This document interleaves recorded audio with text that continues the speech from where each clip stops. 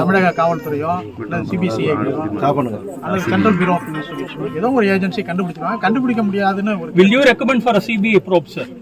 I cannot recommend, but I can give the report to our honorable chairman. Already I told you that he has to decide. இந்த வழக்கு இப்ப CBCID விசாரிச்சா போறீங்களா சிபிஐக்கு போகணும்னு சொல்றீங்களா சார்? அறிக்கை கொடுத்தது சிபிஐக்கு ஹேண்ட் ஓவர் பண்ணலாம் அப்படின்னு அவங்க மக்கள் கேட்கிறார்கள் அப்படின்னா அவரு he has to decide. அவங்களுக்கு எப்பதான் சார் நியாயம் கிடைக்கும்? என்ன எத்தனை இந்த மக்கள் கேக்குறாங்க Very soon. சார் இந்த மக்கள் சிபிஐக்கு இந்த வழக்கு போகணும்னு கேக்குறாங்களா இந்த பகுதி மக்கள்? ஆமா அவங்களும் கேக்குறாங்க. பட்டியலின சாதிகள் இருக்கக்கூடிய கட்சிகள் சங்கங்கள் கேக்குறாங்க. உங்க ரிப்போர்ட் எப்ப அனுப்புவீங்க சார்? இமிடியட்லி ஒரு 4 days நான் அங்கேயும் இங்கே விசிட் இந்த மாதிரி விசிட் இருக்குது. போன பிறகு நெக்ஸ்ட் வீக்ல அரசோட உதவி இந்த மக்கள் கிடைச்சிருக்கா சார்? அதுதான் அவங்க கேட்குறாங்க. இப்போ நல்லா அவங்க கேட்டீங்க.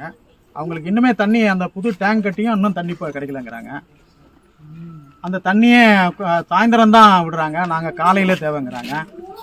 சாவி அதுக்கான சாவி அவங்க இருக்கிற இடத்துல இவங்கள்ட்டையும் யார்ட்டையாவது கொடுத்தீங்கன்னா அவங்களே ஆப்ரேட் பண்ணிக்குவாங்க.